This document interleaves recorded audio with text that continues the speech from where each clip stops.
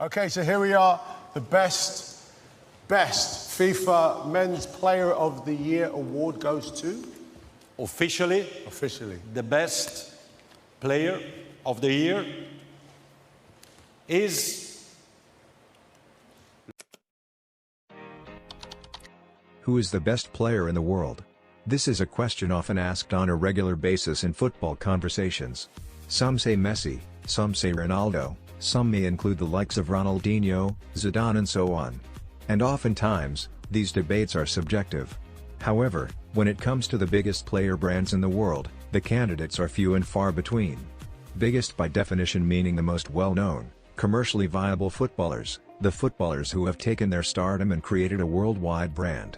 There are a few brands that have the commercial power to resonate with football fans on a large scale. One of those brands is the David Beckham brand.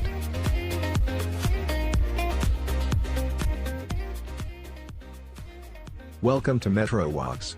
In this video we will briefly be highlighting some key figures in the evolution of the David Beckham brand that may not be so popular amongst football enthusiasts.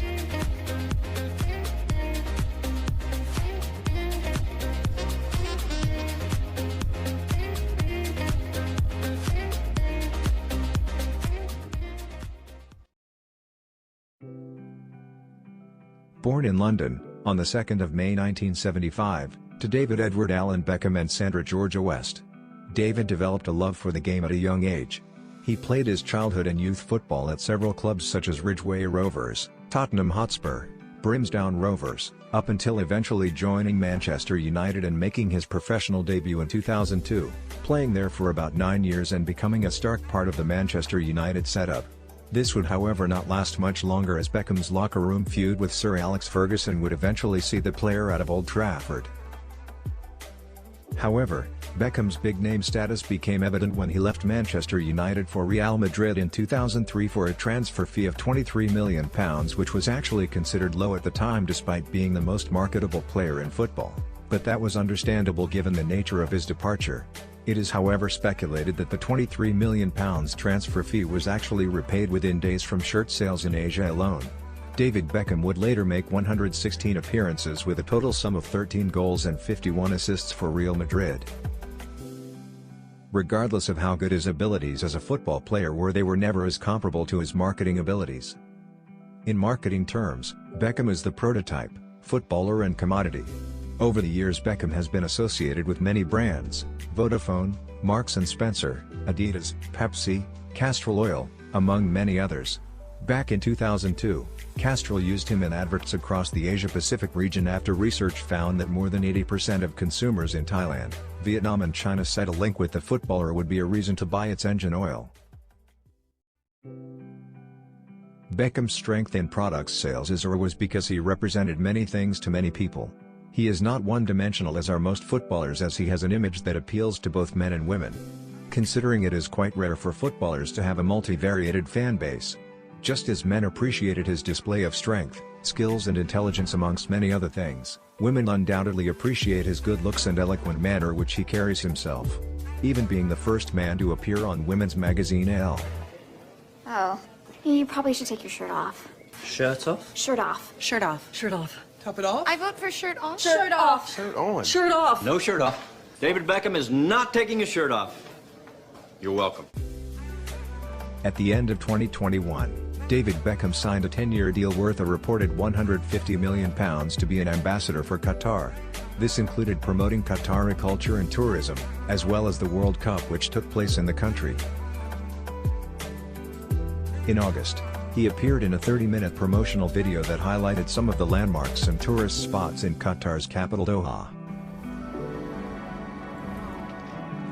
People in Qatar are very proud of their culture. Beckham also visited the country in November 2021 to meet with Qatari dignitaries and officials involved in organizing the tournament. I was an 8-year-old boy who, of course, had a dream to one day... For most footballers, retirement leads to a significantly lower profile. In Beckham's case it simply means he has had more time to concentrate on his commercial activities. In the year Beckham retired from soccer, he was considered the fifth most endorsed athlete, netting $42 million from his brand deals. On the 18th of August 2010, EA Sports announced the signing of David Beckham as brand ambassador for EA Sports Active 2, an innovative line of interactive fitness products. While the deal lasted, he acted as the franchise spokesperson and was featured in advertising and retail material across Europe and Australia. On the 18th of November 2020, EA Sports re-announced him as a FIFA 21 brand ambassador, featuring him as a food icon as well as rolling out a special FIFA 21 Beckham edition.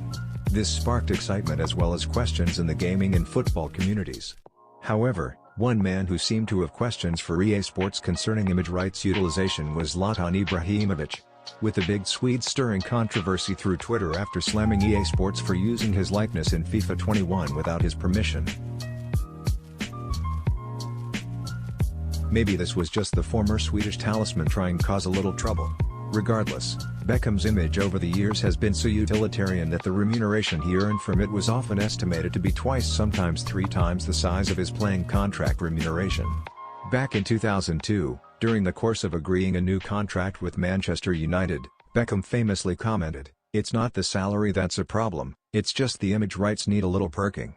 Indeed, it has been rumored that while playing in the MLS, Beckham's remuneration was split, 80% Viaduct image rights and 20% as direct salary. But clubs were happy to accommodate Beckham, largely due to his massive commercial appeal. It is estimated that Manchester United and Real Madrid sold close to 5 million Beckham jerseys during his respective sojourns with the clubs, while LA Galaxy enjoyed sales of over 300,000 jerseys annually, all bearing the Beckham name. Adidas, who featured Beckham in their yearly advertising campaign, have had a long-standing relationship with the former England captain, and through both kit and boot sales, Beckham alone has netted the company an estimated £1 billion in revenue.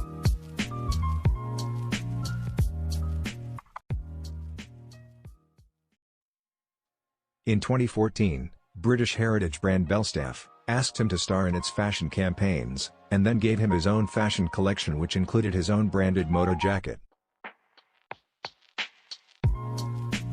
Later that year, automobile brand Jaguar announced on their website Beckham as an ambassador for their brand as well as their special line of cars, with the former English talisman featuring in marketing campaigns for the brand exclusively in China.